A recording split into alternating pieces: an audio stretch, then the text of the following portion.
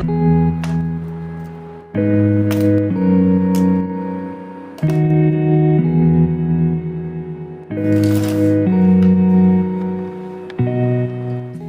Guys, it's me Subhajit and welcome back to my another episode. Guys, मैंने बहुत दिन तक वाटर कलर कर रहा था। शेडिंग लगभग मैंने छोड़ ही दिया था कह सकते हो, और बहुत दिन बाद मैंने शेडिंग किया। तो वीडियो को पूरा देखने की आपको रिक्वेस्ट रहेगी, तो वीडियो को शुरू से लेकर एंड तक देखो। पसंद आए तो लाइक कर देना। और ये मैंने किसका पोर्ट्रेट बनाया है बताने की ज़रूरत नहीं है, आपको पता होगा। थंबनेल पे या फिर टाइटल पे मैंने बता ही दिया है कि अक्षय कुमार का पोर्ट्रेट बनाया है। तो सो लेट्स स्टार्ट।